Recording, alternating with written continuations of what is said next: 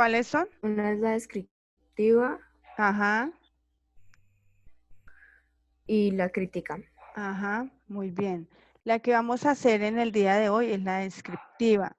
¿Por qué? Porque como vamos a leer, ahorita hacemos lectura del cuento Espantos de Agosto, pues entonces esa lectura nos va a ayudar a nosotros para hacer una reseña. Vamos a ser reseñistas. O sea, vamos, vamos a escribir una reseña muy cortica, ojalá por ahí de 6 o 4 renglones. ¿Listo? Bien, ya les aparece ahí compartido, ¿cierto? Sí, profe. Ok, bueno, entonces estábamos haciendo en el día de ayer, hicimos este primer punto. Ya habíamos dicho en la C, donde dice consta de una presentación, un resumen, comentarios y conclusiones. Recuerdan que todos le dimos un chulito ahí o X ahí y resulta que estaba mal. Pues hay veces encuentro, no, ve qué pasa. Bueno, aquí están las respuestas, pero ahí donde dice en la C, si ustedes pueden ver muy bien ahí, en la C dice, consta de una presentación, un resumen, comentarios y conclusiones. Yo diría que la respuesta es sí, puesto que se supone que cuando uno va a hacer una reseña, lo que hace es presentar ¿qué? El libro, ¿cierto? Además, un resumen, aunque como ahí está separado por comas, resumen, comentarios y conclusiones, pues tal vez nosotros nos equivocamos y dijimos, no, es que tiene resumen, comentarios y conclusiones. No, puede tener o resumen o dentro de esa sinopsis puede haber comentarios. Es que esta opción a mí me deja pensando porque esa ahí debería decir sí. Si quieren miremos arriba, aquí arriba. Esta sinopsis. Ahí, ¿qué hay? Hay como un pequeño resumen, está atrayendo al lector para que lea este libro, ¿sí? Como a modo de comentario, ¿no? Entonces, ahí esa respuesta sí me deja pensando, porque ahí no debería decir no, sino sí. En la D, ¿ustedes habían puesto la X? Revisen sus libros. Sí, profe. Bueno, nos quedó bien. La E, ¿ustedes pusieron la X? Sí, profe. Entonces también quedó bien. ¿Y la F? ¿Pusieron o no? Entonces también quedó bien. Bueno, muy bien. Ahora, para hacer una reseña, siempre hay que tener conocimiento de lo que vamos a hacer. Entonces ya les voy a compartir Espantos de Agosto. Entonces vamos a leer. ¿Quién quiere leer primero?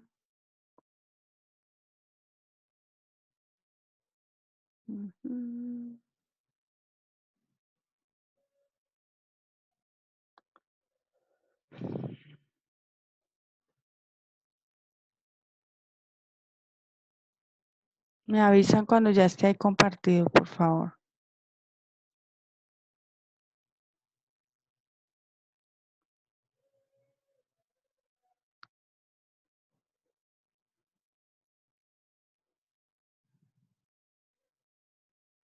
¿Ya? Ya. Ok. Listo. Muy bien.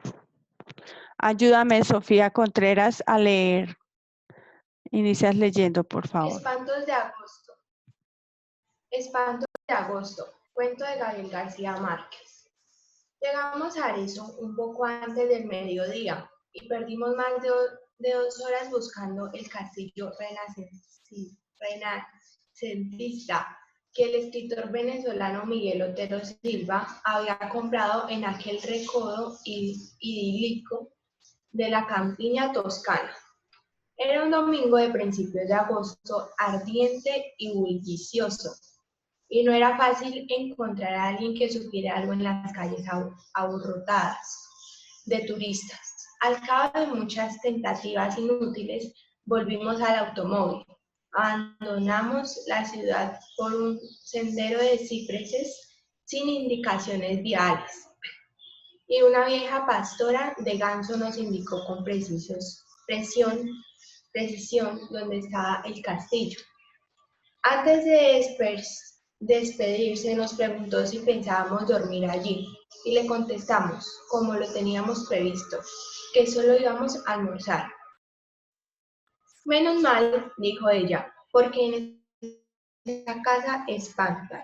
Mi esposa y yo, que no creemos en aparecidos del mediodía, nos burlamos de su credulidad, pero nuestros dos hijos, de 9 y 7 años, se pusieron dichosos con la idea de conocer un fantasma de cuerpo presente. Miguel Otero Silva, que además de buen escritor, era un anfitrión espléndido y un comedor refinado. Nos esperaba con un almuerzo de nunca olvidar.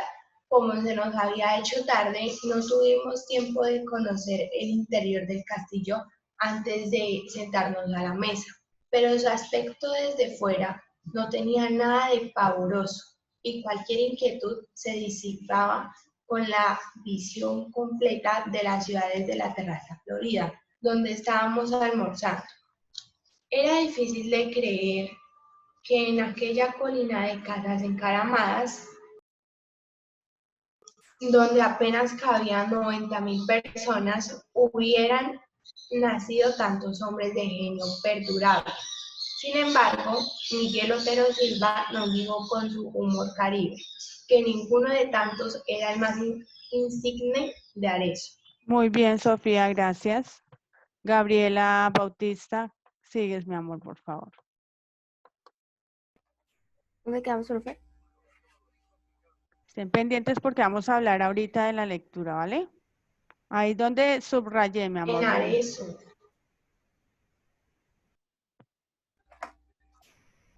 Así, sin apellidos. Ludovico, el gran señor de las artes y de la guerra, que había construido aquel castillo de su desgracia y de quien Miguel nos habló durante todo el almuerzo.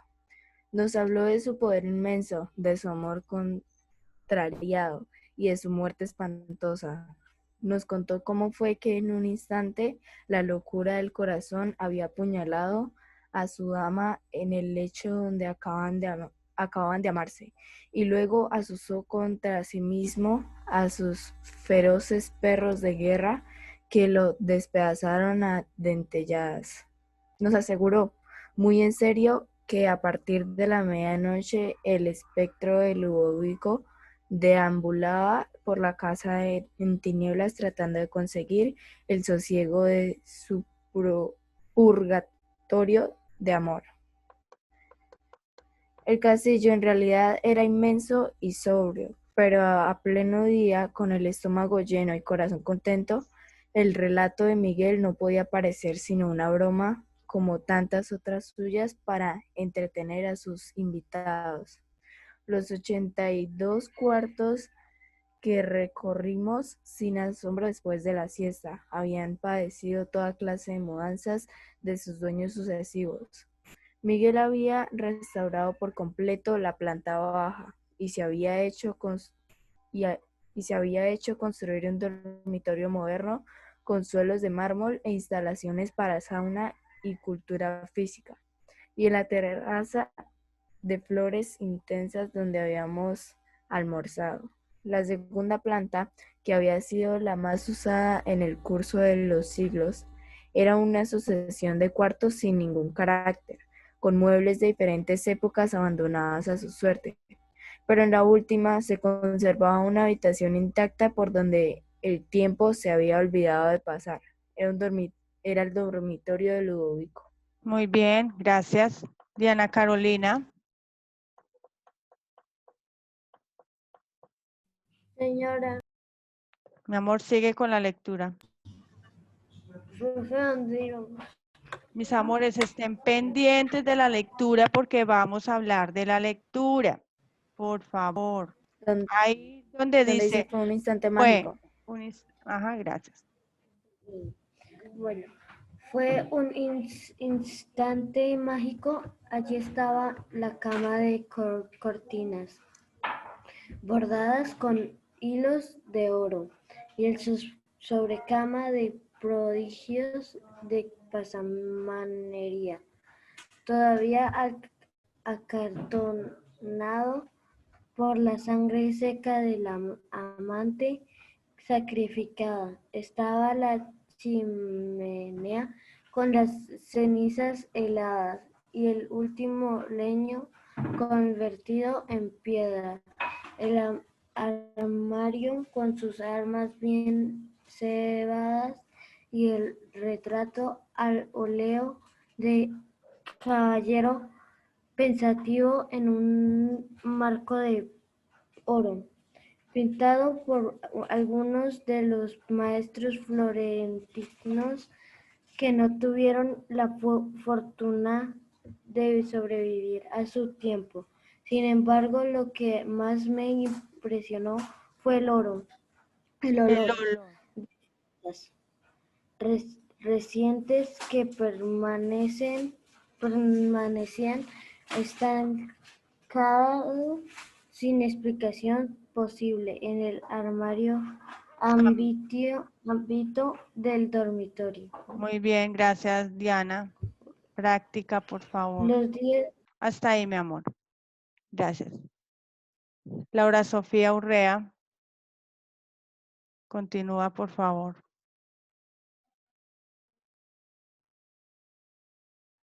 Laura Sofía Urrea y no tienen prendido la cámara.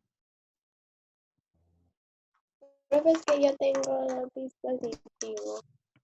Ah, ok. Bueno, sigue, mi amor. Sigue ahí, por favor, la lectura. Hasta donde quedó Diana.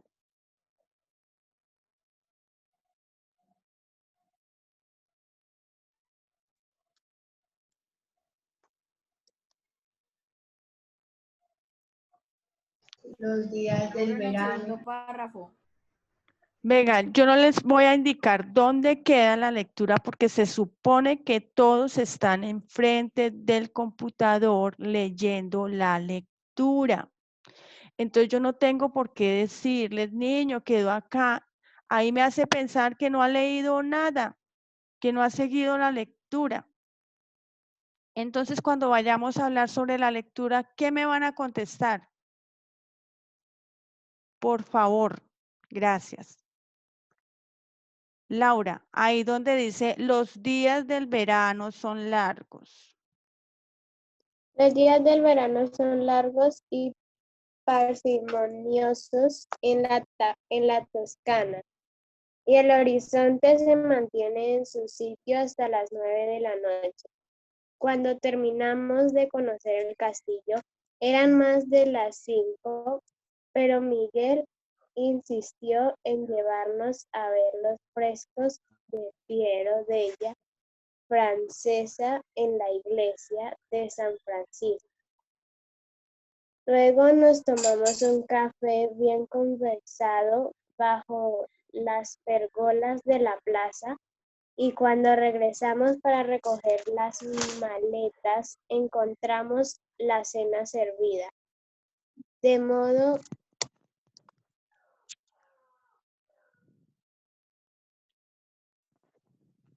modo que nos quedamos a cenar. Gracias, Laura. Continúa, Samuel, por favor. Samuel Sánchez. Ok, profe. Mientras lo hacíamos, bajo un cielo malva con una sola estrella, los niños prendieron unas antorchas en la cocina y se fueron a explorar las tinieblas en los pisos altos. Desde la mesa oímos sus golpes de caballos cerreros por las escaleras, los lamentos de las puertas y los gritos felices llamando a Lobodico en los cuartos tenebrosos. Fue a aquellos a quienes se les ocurrió la mala idea de quedarnos a dormir. Miguel Otero Silva nos apoyó encantado, y nosotros no tuvimos el valor civil para decirles que no. Muy bien, Samuel, gracias. Ana María Murcia.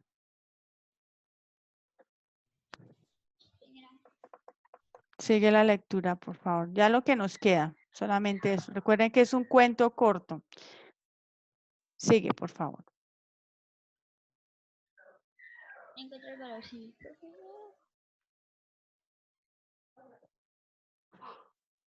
Pero me puedes marcar que no. Ahí donde dice al contrario. No se le escucha nada.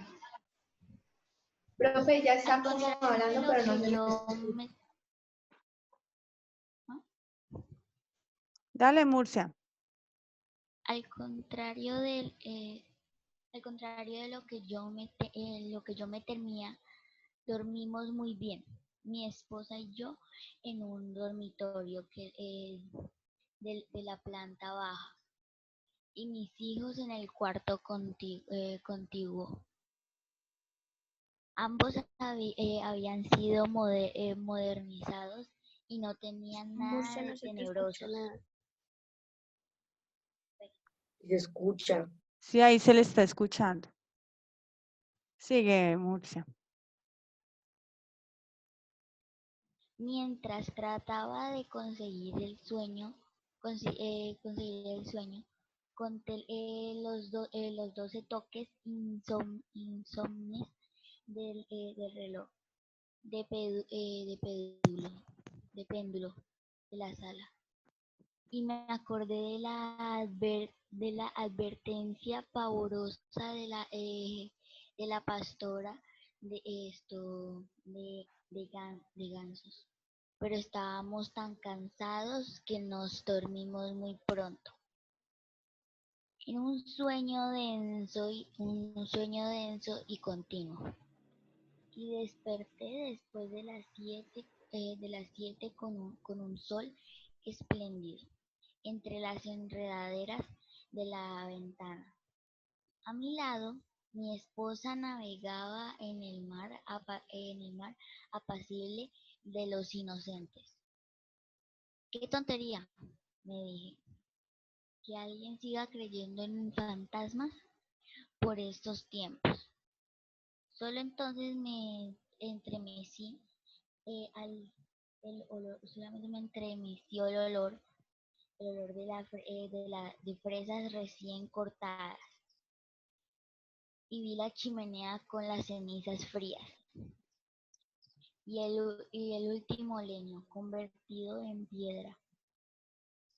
En el retrato del caballero triste que nos miraba desde 3 siglos antes en el marco de oro, pues no estaba en la alcoba.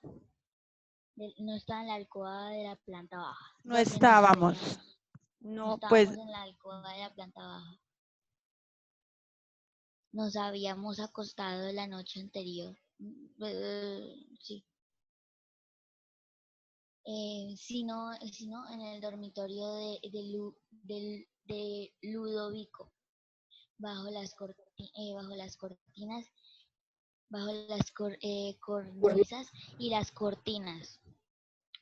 Bajo las cortinas y cortinas polvorientas, y las sábanas empapadas de sangre todavía caliente de su cama maldita. muy bien. Yo voy a recomendar, por favor, y esto va para todos. Práctica de lectura. Concentración.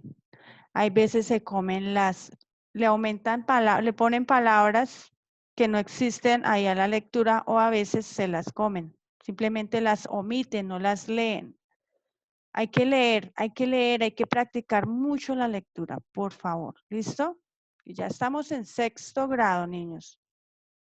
Listo. ¿En dónde se encontraban? ¿En qué habitación se encontraba esta parejita, los papás de aquellos niños? ¿En qué habitación y de quién? En la habitación de Ludovico. En la habitación de Ludovico. ¿Quién era Ludovico?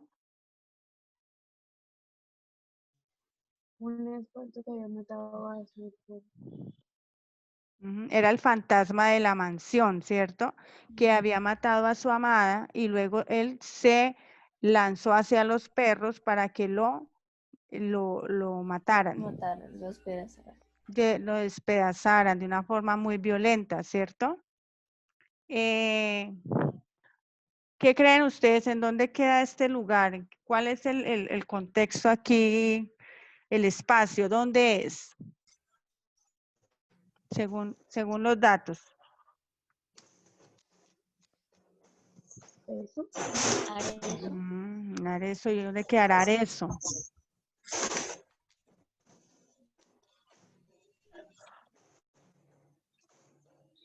Arezzo queda en un lugar de Italia. Hay que tener en cuenta el lugar también. Bien, ¿cómo se dieron cuenta? ¿Cómo se dieron cuenta que se encontraban en la habitación de Ludovico? ¿Por qué se dieron cuenta? Porque las sábanas estaban ensangrentadas. Porque estaba en la última planta y era la que estaba sola. El olor a fresa. El olor a fresas. ¿Qué más? Hay otro signo. ¿Qué más? La chimenea. La chimenea, el chimenea. último leño convertido en piedra. Ajá, eso muy bien. Y hay otro signo también. Un cuadro como Las misterioso. sábanas manchadas de sangre. Sí, también. Y un cuadro misterioso, ¿no? Cuadro y un hombre misterioso. ¿El Ajá, caballero triste? sí, muy bien. Fíjense en el lenguaje que utiliza Gabriel García aquí en esta obra, en este cuento, y él detalla muy bien y describe muy bien desde el lugar, los lugares donde se encuentran o donde suceden los hechos, ¿sí? Cómo sienten los personajes, qué piensan los personajes. Bien, bueno, no vamos a salirnos. Bueno, pónganme en atención ahora a lo que vamos a hacer. ¿Cómo es que se llama el cuento? ¿Alguien que ¿Espantos de agosto? Espantos de agosto. Espantos de Salomé agosto. Castro. Repítanlo ahí. Salomé Profe, Castro. ¿quién es Salomé Castro? Salomé Castro, ¿quién es? No sé. No sé. Voy a retirar porque no prende ni la cámara. Y me va a tocar también retirar a aquellos que ni siquiera prenden la cámara. Profe, ¿sí vio quién era? Profe, es como una señora. Era una No, era señora. una niña. Yo vi No, cuando era una No, era una señora. señora. Es que Bueno, no, Prendió la antes cámara y yo le prendió vi la cara a la cámara. señora. Antes prendió la cámara.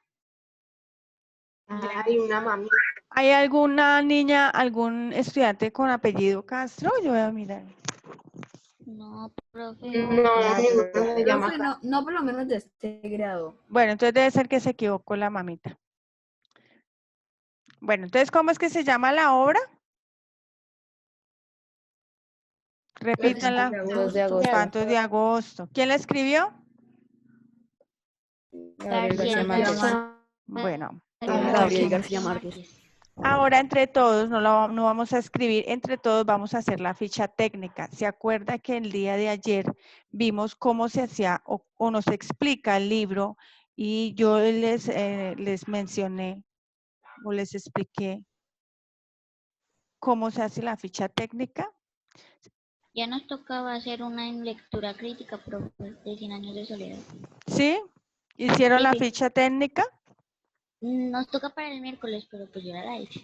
Ah, ok. Entonces con esto ustedes van a corroborar si les quedó bien o no les quedó bien. Bueno, recordemos que las partes de la reseña, aquí dice título, ficha técnica y cuerpo. Ay, no le he compartido. Ya les comparto. Profe, ¿la tenemos que escribir? No, vamos a hacerlo entre todos. Pero los que quieran tomar datos, háganlo. Lo que pasa es que si nos ponemos a escribir, pues aquí se nos va el tiempo. Y necesito que hagamos la reseña entre todos. Bueno, entonces hay un cuadro azulito en el libro de ustedes y allí nos explican muy bien qué contiene una ficha técnica, ¿cierto? Lo que acabamos de leer fue un libro, fue una obra teatral, fue una película o un evento cultural. ¿Qué fue? ¿Libro? Un libro, ¿sí? Un Es el libro, libro. ajá, el libro. Un libro. Ujú, muy Un bien. libro. Ajá. Bien, entonces en la ficha técnica, ¿qué debe contener? Entonces el autor. ¿Quién es el autor? Hay que repetir porque... Gabriel Ajá, García Márquez. Gabriel García Márquez. ¿Cuál es el título del libro? En este caso, el cuento. Espantos de agosto. Espantos de agosto. Ujú. También podríamos poner ahí 12 cuentos peregrinos, pero vamos a ser un poco más específicos, ¿no? Es el Espantos de Agosto. Lugar de la edición. Entonces hay que investigar dónde se editó el libro. Se supone, ¿Arezo? no, el lugar de, el Arezzo es el lugar de los hechos de la misma historia, ¿sí? Pero acá dice el lugar de edición. ¿Qué quiere decir? ¿Dónde se editó el libro? ¿Dónde se realizó? ¿Sí? En donde eso tiene una cantidad, eso es un proceso para alguien que haga un libro porque tiene que contactarse con una editorial para que sea el que imprima el libro como tal, ¿sí? Para sacarlo de manera física, de modo físico. Entonces, hay que investigar en dónde fue, si de pronto fue aquí en Colombia, porque recordemos que Gabriel García Márquez duraba días, días y días encerrado en su cuarto en Valledupar, no recuerdo, bueno, Cincelejo, no recuerdo el lugar, él era de la costa, no recuerdo el lugar, allí podría haber sido la edición, no se sabe, pero hay que investigar. Esto recuerde que todo esto es de investigación. Editorial, entonces lo mismo, hay que investigar de dónde, qué editorial es. El año de edición, cuándo se editó. Profe, yo encontré de quienes lo publicaron. Nombre de la editorial que publicó el libro. Ah, bueno, ¿quiénes fueron? Plaza y Llanes, editores. Bueno, entonces ahí Plaza y Llanes. entonces ahí se escribe esa editorial. ¿Listo? Año, claro está que hay libros que tienen varias editoriales, o sea, esa misma obra puede tener varias editoriales, sí, puede ser impresa por varias. Tenemos muchísimas editoriales. Esa pues yo no la había escuchado. Tenemos a Norma, tenemos Planeta, eh, tenemos Torres de Papel, claro que como esto es una obra de Gabriel García Márquez, por lo general Torres de Papel es una editorial muy reconocida, que les recomiendo esa editorial para que ustedes la tengan en cuenta. ¿Recuerdan el cuento que leímos o las historias que leímos del terror de sexto B? Esas de allí, de esa editorial. Entonces, sí se las recomiendo. Pero como esto es una obra de Gabriel García Márquez, es como ya para, bueno, jóvenes y adultos. Entonces, algunas son editoriales muy diferentes. Y también aquí terminamos con el número de páginas. Entonces, miramos cuántas páginas. ¿Cuántas páginas fueron? 2 páginas, como ustedes se pudieron dar cuenta. Es un cuento muy corto. Bueno, ¿se acuerda que yo les... Profe, una pregunta. Dime. ¿Por qué el libro duró 12 años para publicarse? Debe ser por la revisión, porque eso debe pasar por alguna revisión de varias personas encargadas, pero realmente yo no sé. Pienso eso, ¿no?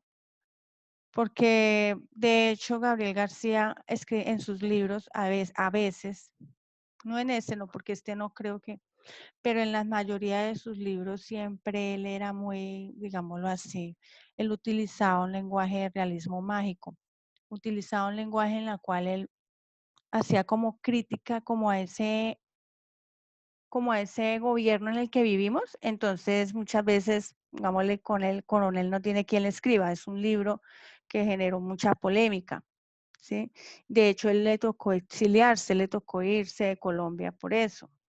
lo que le pasa a muchos cronistas o lo que le pasó a Pirri. Pirri le tocó irse de acá de Colombia porque pues estamos en un país donde nadie puede expresarse, donde nadie puede decir lo que piensa porque de una vez es amenazado, de una vez es asesinado, ¿sí? Puede tener muchas consecuencias la persona que quiera expresar sus ideas, lo que piensa, ¿ves? Entonces, Profe, Gabriel García lo hacía en sus libros. Entonces, tal vez se demoraba por ese, aunque con esta obra, pues no le veo, pero en algunas obras sí.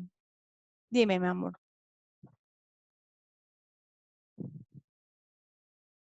profe, yo oí que él se tuvo que ir para México porque lo estaban culpando de un asesinato que se cometió a un político muy importante aquí en Colombia.